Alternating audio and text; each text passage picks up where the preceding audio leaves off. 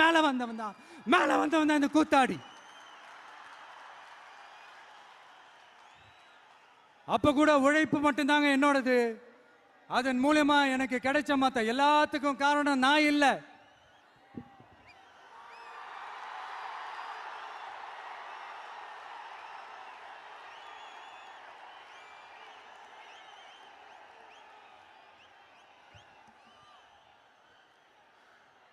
ஒவ்வொரு கட்டத்திலையும் ஒவ்வொரு மனுஷனுக்கு ஒரு டிரான்ஸ்ஃபர்மேஷன் ஒன்று வரும் பாருங்க.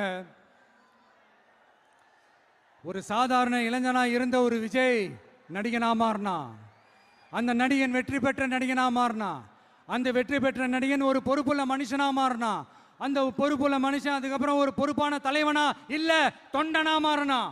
இன்னைக்கு அந்த ஒரு பொறுப்புள்ள தொண்டனா இன்னைக்கு இருக்கிறவன் நாளைக்கு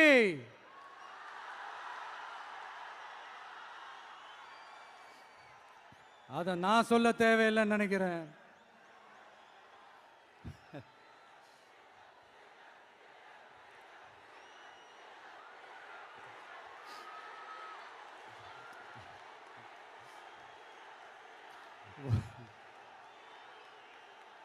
ஒவ்வொரு கட்டத்திலையும் ஒவ்வொரு மனுஷனுக்கு இந்த டிரான்ஸ்ஃபர்மேஷன்ல மாறினது என்னவோ நான் தாங்க.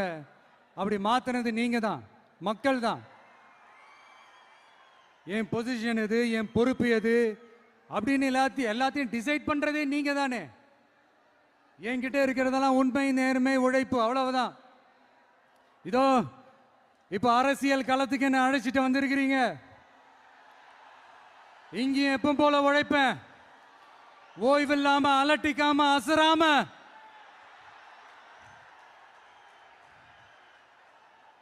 அதுக்கான ரிசல்ட் எல்லாமே உங்க ஒவ்வொருத்தரோட கை விரல்லையும் இருக்கும் போது எனக்கு என்னங்க கவலை. எல்லாமே நல்லாவே ஒர்க் அவுட் ஆகும் பாருங்க.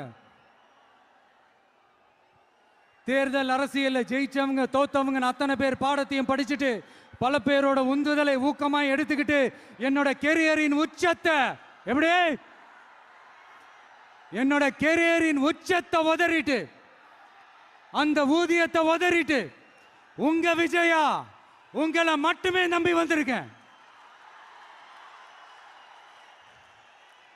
நம்பி நடப்போம், நம்பிக்கையோட நடப்போம். தமிழக வெற்றி கழகம் தமிழ்நாட்டு அரசியலின் புதிய திசையாகும், புதிய விசையாகும் மாறி அத்தனை அரசியல் அழுக்குகளையும் அடித்து துவைத்து நீக்கும்.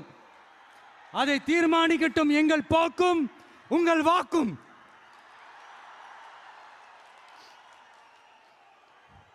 தமிழ்நாட்டின் வெற்றிக்காக புதியதோ ஒரு விதி ஒன்றை புதுமையாய் நாம் செய்வோம். நீங்க தான் எனக்கு எல்லாமே. அதை எப்பவுமே மனசுல வச்சுக்கிட்டு எந்த வேலையும் செய்யுங்க. மாநாடு முடிஞ்சு திரும்ப ஊருக்கு போறப்போ எல்லாருமா பார்த்து பத்திரமா பாதுகாப்பா போயிட்டு வாங்க.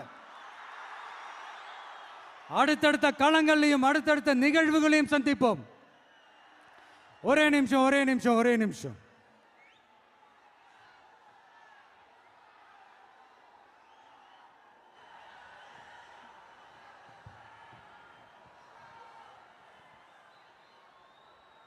நம்மளோட இந்த செயல் திட்டங்களை பத்தி உங்களுக்கு தெளிவா புரிஞ்சிருக்கும்.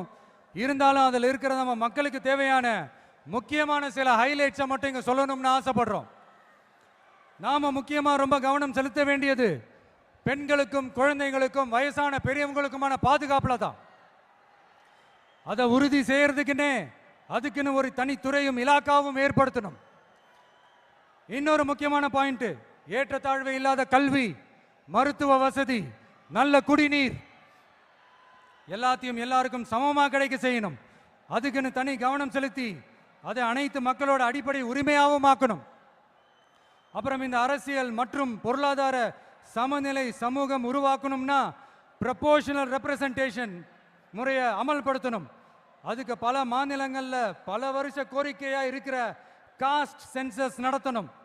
அப்போதான் எல்லாருக்கும் எல்லாம் சரியா சமமா கிடைக்கும். அதுதான் சரியான சமூக நீதிக்கான அணுகுமுறையாகவும் இருக்கும். அப்புறம் இன்னொரு முக்கியமான பாயிண்ட், இது ஒரு அரசியல் அணுகுண்டு. Yes, it's a political bomb. மக்களோட மக்களா நாம இனிமே களத்துல தொடர்ந்து நிக்க போறோம். அது மட்டும் இல்லாம தமிழ்நாட்டில் இருக்கிற ஒரு வீடு கூட விடாம ஒவ்வொரு வீட்லயும் உண்மையா, உயிரா, உணர்வா, உறவா நாம இருக்கோம். அதனால அவங்களோட ஆசீர்வாதத்தாலையும் அமோக ஆதரவாலையும் நம்மள சிங்கிள் மெஜாரிட்டியோட ஜெயிக்க வைப்பாங்கன்ற அசைக்க முடியாத நம்பிக்கை, ஆழமான நம்பிக்கை நமக்கு 100% இருக்கு. இருந்தாலும் அப்படி நாம் அந்த நிலையை நிறைவா அடைஞ்சாலும் நம்ம செயல்பாட்டை நம்பி நம்மளோட சில பேர் வரலாம் இல்லையா? அதுக்கான அரசியல் சூழல் உருவாகலாம் இல்லையா? அப்படி வர்றவங்களையும் நாம அன்போட அரவணைக்கணும் இல்லையா?